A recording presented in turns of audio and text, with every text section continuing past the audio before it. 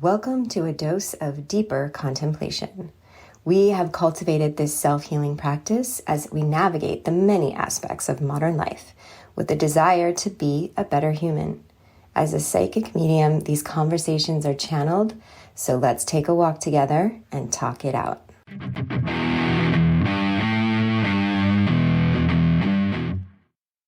So I'm in some contemplation on this ride today about how to help a particular client. A client I worked with quite some time ago when the family relocated here from the East Coast.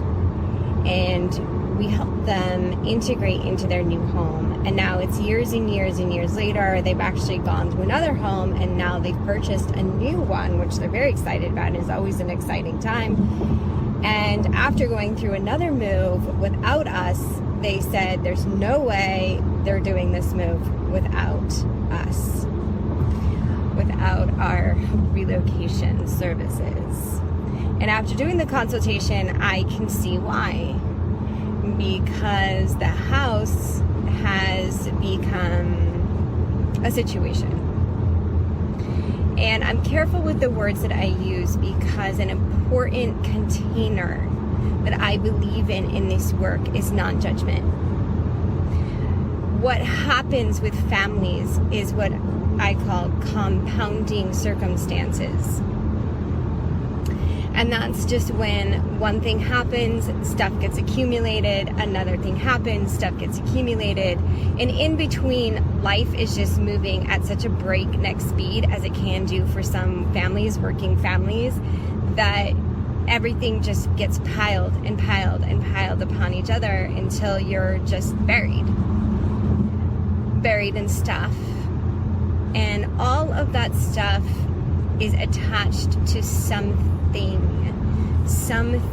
inside each one of those people in the house with the stuff.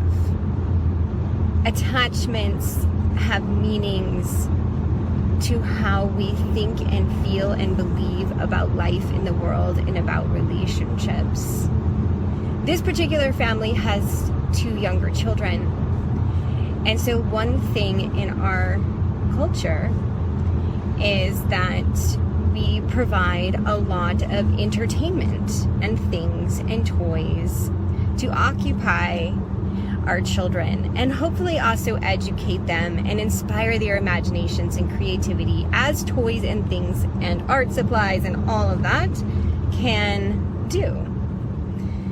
However, as parents, we are the gatekeepers to stuff. We are the gatekeepers. There is permission asked by the children to acquire the stuff. There's allowance. Now, sometimes that permission looks like whining and crying and demands. But ultimately, the parent is the purchaser. Now, also, extended families and extended friends are also purchasers. So we can have family and friend dynamics where they also accumulate for these young children. And before we know it, these young children are also now buried and inundated with an overwhelming amount of things. And at one point, it becomes just flat out overwhelming. And at another point, it can tip over into a dependency. That now, without all of these things and more things and more things and more things, there is no satisfaction. There's no place or space of peace or feeling satisfied. And it becomes a pattern. And a pattern that's passed on as the parents, as the gatekeepers, to the amount of things that accumulate within a household.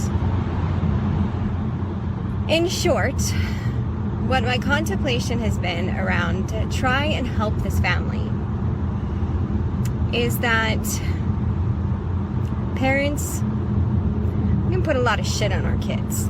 We can put our shit onto our kids, and they are pretty much unknowing participants into our own pattern and dependency on overconsumption.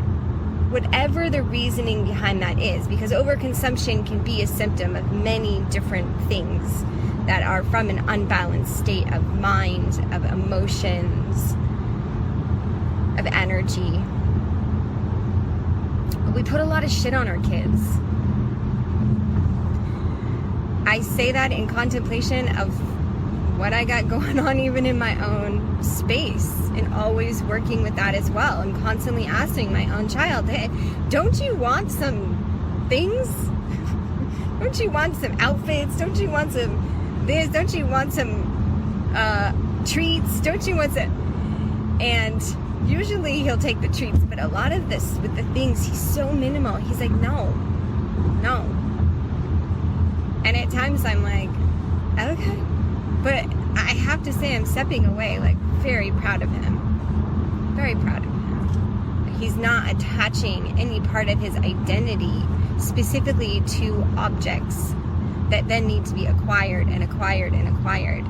And then once those objects are acquired, then what happens in that attachment space to maintain their peace if those things go away?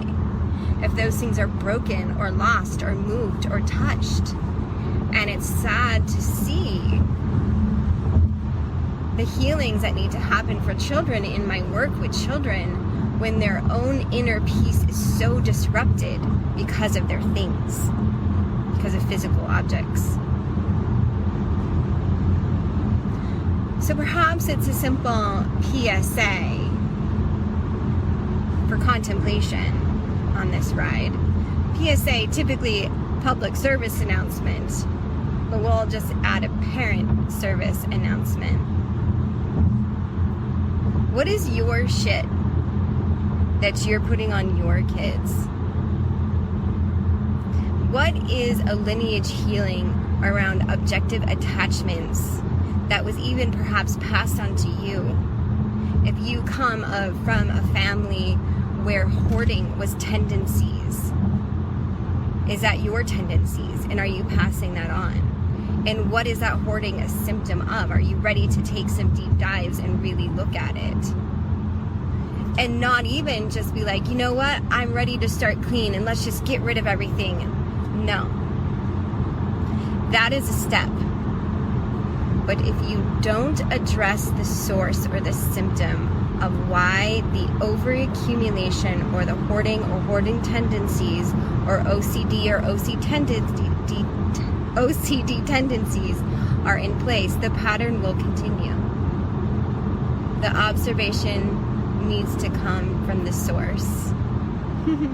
I just passed a sign of an overhead man holding up a sign that says love wins and waving at everyone on the freeway. Thank you, sir. Thank you for passing on that message. And it's true. And it's true. Love is always the hero. Love can always come in and help and heal and transmute in these moments to do some deep dives.